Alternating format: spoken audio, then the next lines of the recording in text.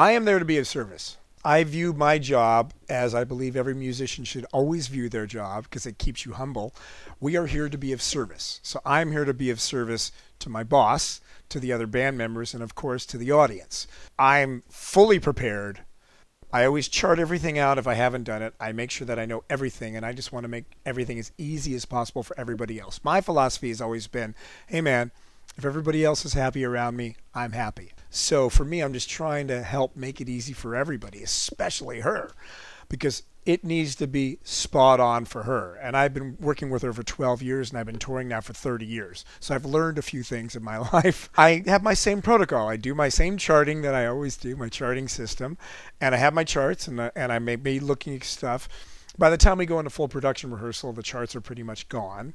But things do change when you've already learned something and you've got it so deeply embedded, and then the arrangement changes, or then the tempo changes. And because that happens, there's constantly changes going on because the show has the choreographers, has the director, has her. There are so many variables and so many things, and they're trying to mold and create the greatest experience for the audience possible. Up to about 3 days before the show, we were still making changes. It's our job just to make it great for her, and I look at my job to make it great for the other band members and always for the audience. I mean, the audience is it, and she is the most giving artist I've ever seen in my life. I mean, she lies down on stage and signs autographs and takes photos, and she's more giving than anybody I've ever seen because that's who she really, really is.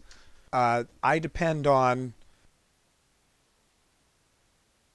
the Pro Tools operator because the Pro Tools operator, Joe, who's an awesome guy, he's the one that's sending me all of the cues. So that's what I get my cues from. All of us get counted in, and then I may count in the rest of the band. So first and foremost, it's him. And then, of course, we're all depending on each other. And, of course, my tech, Gary. Gary is just incredible because, sometimes I'll, break a crash, and, within a quarter of a song, I'll have a new crash up. And everybody's depending on me. I'm of service to them, and I need to make their life easy. So as opposed to, who am I depending upon? I want to know that they can depend on me and that I'm going to be rock solid, because I look at the drums as being the foundation. We are like the concrete of the building that everything is built upon. So I know that I have to be very, very reliable as a player.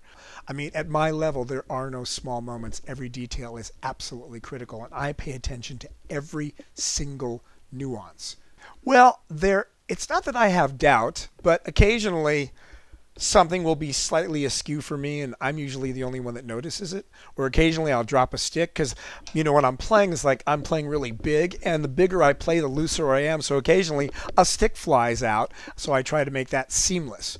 And one of the most important things I know about making a mistake, and this is what I tell all my students, is you make a mistake, you need to let it go. Because if you are laboring and harboring over that mistake, it distracts you from being in present time, and you don't perform as well. So I may drop a stick or make a mistake, and then I go on. I remember when Paul Merkovich and I were, Paul was the MD for Share, and we would all make mistakes every once in a while, and we would joke about it, because if we joked about it, then there would be no hostility. So he might be playing, we would always look at each other because he was the MD. I'm always looking at the MD, like in this gig, I'm always looking at Jason sometimes for ending cues, and we're just connecting. We need to connect. And sometimes I remember with Paul, because it was funny, Paul's the MD for The Voice right now.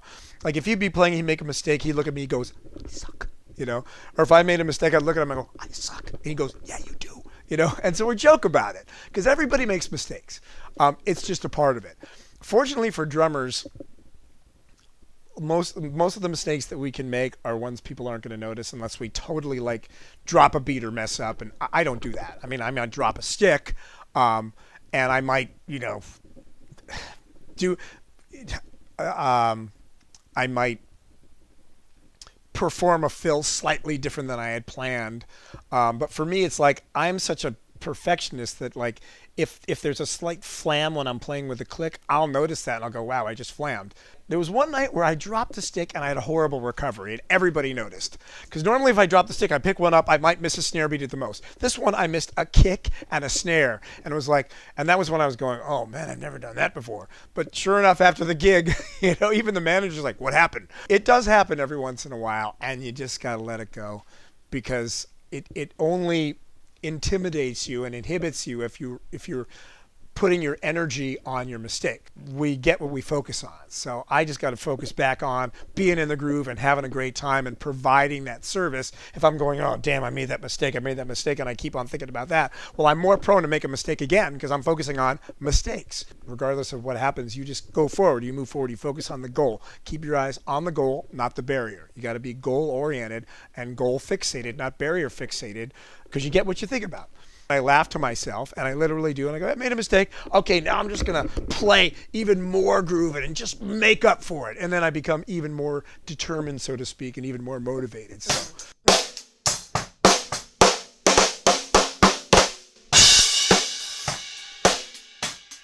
So simple and so great.